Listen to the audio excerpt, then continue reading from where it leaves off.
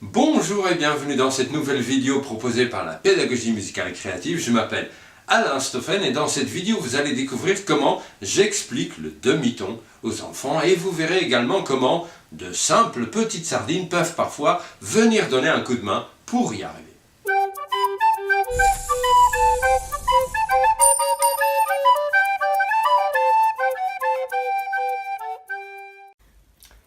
Alors, ma chère Tara, aujourd'hui je vais t'apprendre quelque chose de nouveau. Est-ce que tu as déjà entendu parler du demi-ton? Non. Et au vu de la tête que tu es en train de faire, je suis sûr que tu es en train de te dire, mais attends, c'est quoi ce truc bizarre? C'est ça? Oui. Ok, alors, pour comprendre ce que c'est un demi-ton, je vais d'abord vérifier que tu comprennes bien deux choses. Alors, est-ce que tu peux me jouer la note la plus aiguë sur le piano? Elle est où la note la plus aiguë? C'est là. Oui, vas-y. Et la note la plus grave, elle est? Là. Parfait.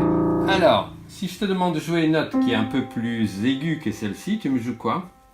Parfait. Et une note un peu plus grave que celle-ci? Ok, ça c'est parfait. Maintenant, attention, on va aller un peu plus loin. Est-ce que tu peux me jouer une note qui est un tout petit peu plus haute que celle-ci? Plus haut, ça veut dire quoi? C'est plus vers les aigus ou plus vers les graves, à ton avis? Plus haut, c'est quoi? Plus vers l'aigu. Exactement. Alors, donc, une note qui est un peu plus haute que celle-ci, ce sera quoi? C'est là. Parfait. Et une note qui est un peu plus basse que celle-ci? C'est là. Voilà. Donc ça, c'est très important. Donc, je voulais que tu comprennes ce que c'est. Enfin, je voulais quand même vérifier que tu comprennes bien que quand on dit les aigus, c'est par là, les graves, c'est par là, et plus haut, c'est vers les aigus, et plus bas, c'est vers les graves. Alors, est-ce que tu veux savoir comment j'explique en fait aux tout petits enfants comment ils peuvent savoir que plus haut, c'est aigu, et plus bas, c'est grave? Ouais. Je vais essayer. Ok, alors, c'est très simple. Imagine que tu as de nouveau 5 ans. Ok? D'accord. Alors, et je te dis, bon voilà, le chant des oiseaux, Oui. c'est aigu ou grave?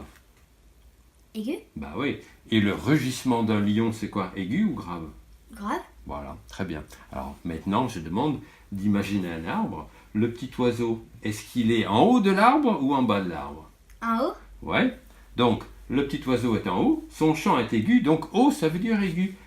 Et le lion, il est où? En haut ou en bas de l'arbre? En bas. Donc, comme c'est grave, il est en bas. Ah. Tu vois, c'est comme ça que j'explique aux tout petits. Ok? Alors, je vais te demander de faire un petit truc. Est-ce que tu peux maintenant mettre ton deuxième doigt de la main gauche ici sur le dos? Et après, est-ce que tu peux mettre le deuxième doigt de la main droite ici? Oui. Alors, joue-moi les deux notes. Ok. Dans les deux cas, il s'agit, tu peux les garder, enfoncer. Alors, dans les deux cas, il s'agit d'un do. Donc, c'est deux fois une note qui porte le même nom. Oui. Pourtant, ce n'est pas le même son. Tu es d'accord Ah avec oui. ça? Alors, quel des deux sons est le plus aigu? Quel des deux sons est le plus aigu des deux là? Montre-moi. Par là. Celui-là. Voilà, très bien. Quel des deux est le plus grave? Celui-là. Très bien. Alors, ok, maintenant, reprends les deux notes. Alors, sans bouger ce doigt-là, est-ce que tu peux maintenant me réduire l'écart? Parce qu'il y a un écart entre les deux notes. Donc, je vais te demander de réduire l'écart qu'il y a entre les deux notes. Mais tu n'as pas le droit de bouger ça. Comment tu vas faire pour réduire l'écart? Ça? Non, non, tu bouges pas. Ce doigt-là ne bouge pas. C'est en bougeant ce doigt-là que tu vas réduire l'écart qu'il y a entre deux notes. Très bien. Donc, il est un peu plus petit l'écart. Oui. Va réduire encore un tout petit peu. Encore un tout petit peu. Encore un tout petit peu. Encore un tout petit peu.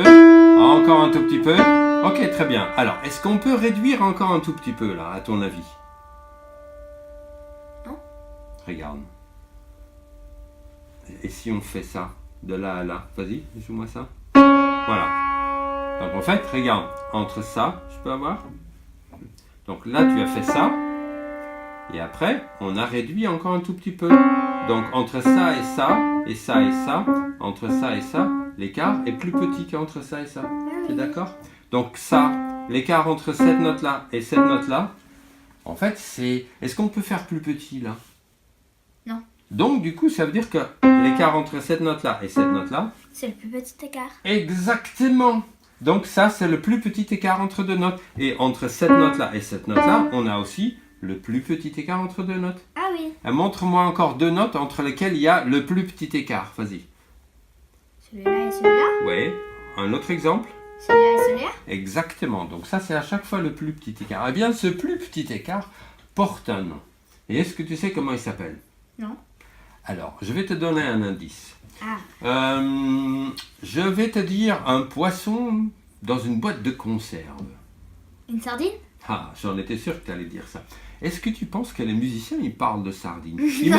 Imaginons que, par exemple, je te demande, et ça va te paraître bizarre, tu vas dire s'il est bizarre ce prof, est-ce que si je te demande, joue-moi la note qui a une sardine plus aiguë, tu vas faire quoi? Ça? Ouais.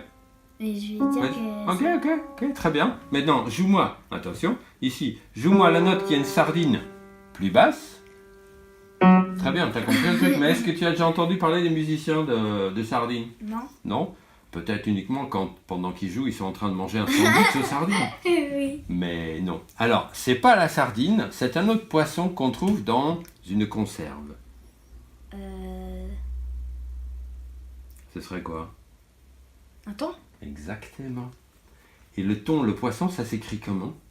T-H-O-N? Exactement. Eh bien, en musique, on a aussi un thon, mais ça s'écrit T-O-N. Mon tonson. Ouais, un thon. Un thon. Okay. Alors, ce plus petit écart entre deux notes, ça ne s'appelle pas une sardine, ça s'appelle... Un thon? Non, ça s'appelle le demi-ton. Ah oui, le demi-ton. Le demi-ton, voilà donc le demi-ton. Donc de là à là, on a un demi-ton. D'accord. De là à là, on a un demi-ton. Tu peux me donner un autre exemple de deux notes entre lesquelles il y a un demi-ton? Ok, un autre exemple? Ouais, Ok, ouais. oui, très bien. Bien sûr, voilà, parfait. Un autre exemple? Là. Exactement. Donc entre ces notes-là, il y a à chaque fois un demi-ton. Donc, Oui. pour finir, c'est quoi la définition d'un demi-ton? Quand je te la demanderai la prochaine fois, tu pourras me la dire? Oui. Le La, demi-ton. la distance la plus courte? Ouais, entre c'est les donc deux notes? voilà, c'est le plus petit écart entre deux notes. Oui.